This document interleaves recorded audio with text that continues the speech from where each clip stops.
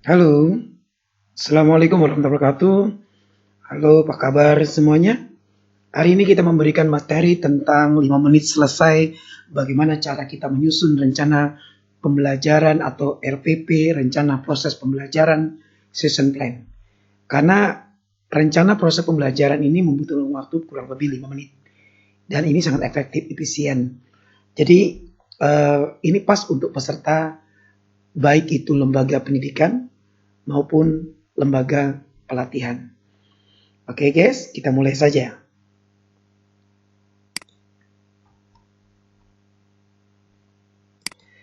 Kita buka saja programnya.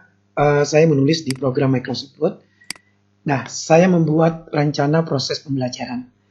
Jadi saya beri contoh, saya beri nama pelatihannya adalah desain grafis.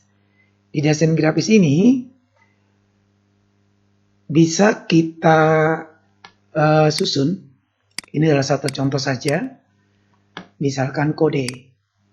Kodenya kita boleh bebas, kita menulis apa saja, tapi nama pelatihannya kita kasih supaya lebih jelas. Kemudian judulnya. Ini adalah judulnya, kita bisa memilih jenis perangkat lunak. Ini contoh. Berarti pembuatan rencana proses pembelajaran ini hanya satu halaman. Lalu kita buat tujuan daripada instruksionalnya. Selesai mengikuti pelatihan ini, peserta kompeten. Artinya, peserta dapat memilih perangkat lunak yang relevan. Kemudian, tujuan lain adalah menggunakan perangkat lunak. Kemudian metode mengajar. Demonstrasi, ceramah, bergambar. Agar mudah kita bisa, peserta didiknya lebih bisa memahami. Kemudian medianya. Untuk medianya boleh kita menggunakan, kita bisa menggunakan komputer atau HP Android dengan menggunakan fasilitas infocus, pakai laser pointer atau pakai TV LCD, ya, atau media lainnya bisa kita pakai atau whiteboard, papan tulis atau screen lainnya, ya. Kemudian persiapan, apa yang harus kita siapkan? Yang pertama, kita persiapkan ruangan. Yang kedua, kita siapkan persiapan alat peraga. Yang ketiga, persiapan mental dan fisik. Nah, ini adalah kita mempersiapkan persiapan apa saja yang dalam perangkat proses pembelajaran. Kemudian sub pokok pembahasan atau uraian tugasnya. Yang pertama, pendahuluan. Biasanya selalu kita berdoa. Sebelum kita melakukan proses belajar, berdoa dulu. Bagi yang muslim baca bismillah. Agama lain boleh keyakinannya kita bisa mengucapkan kata-kata yang lain. Yang kedua, kita bisa memperkenalkan diri dulu. Nah, waktunya ini kita atur. Waktunya 2 menit. Yang ketiga, kita bisa sempat mengabsen peserta. Yang keempat, menyampaikan tata tertib. Nah, waktunya ini boleh disesuaikan saja, tidak harus 2 menit, ini hanya contoh saja.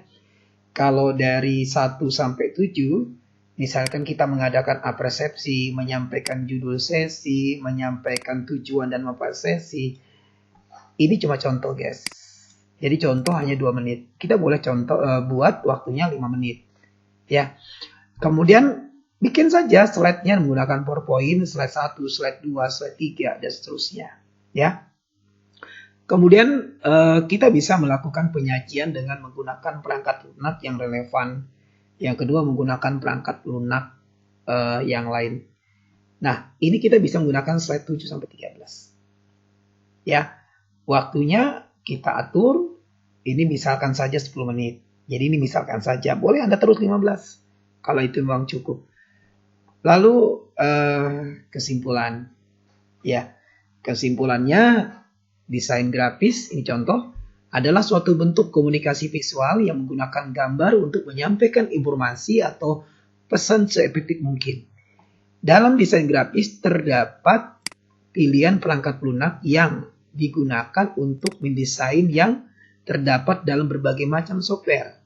Sebuah software aplikasi memberikan hasil dan standar kualitas gambar yang digunakan pada umumnya adalah software grafis berbasis vektor dan bitmap. Ini kita buat di dalam slide PowerPoint menggunakan slide yang ke-17. Untuk kesimpulannya, saya memberikan contoh waktunya 2 menit. Ya, kalau yang penyajiannya boleh Anda tulis 15 menit, boleh. Kemudian aplikasi. Nah, di dalam proses pembelajaran kita kasih tugas. Mungkin aplikasi 1 kita beri nama, aplikasi 2 ya. Slide-nya jadi slide yang 18. Waktunya ini umpamanya misalnya 2 menit. Kemudian evaluasi.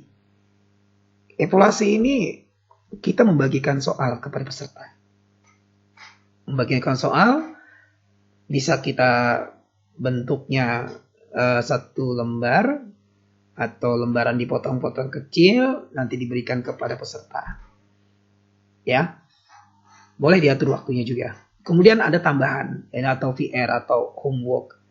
Jadi saudara bisa membuat sebuah PR tentang bagaimana praktek, misalnya contoh nih bagaimana praktek install CorelDRAW dan rangkumannya bagaimana, atau perbandingan grafis yang berbasis vektor dan bitmap. Ini cuma contoh. Jadi terserah, mereka boleh mengambil sumbernya dari internet atau dari buku-buku perpustakaan. Itu kita berikan tugas kepada peserta didik. Kemudian pada sesi terakhir dalam pembuatan RPP ini kita adalah melakukan tulisan. Di sini kami memberi namanya pemberesan kelas. Nah, pemberesan kelas ini berarti kita yang pertama merapikan peralatan media bantu, mematikan AC dan listrik atau yang berhubungan dengan listrik lain.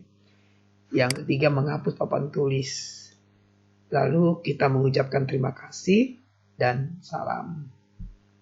Bisa saja dengan kita tutup doa yang lain, ya. Singkat ya, jadi ini satu halaman RPP atau rencana proses pembelajaran. Jadi ini, mohon maaf, ini saya ketik proses ya, proses. Oke. Ya, jadi ini ya guys ya, jadi kita buat rencana proses pembelajaran atau season plan. Nah, sekian saja dulu. Terima kasih. Sampai jumpa di pembelajaran yang lain. Assalamualaikum warahmatullahi wabarakatuh.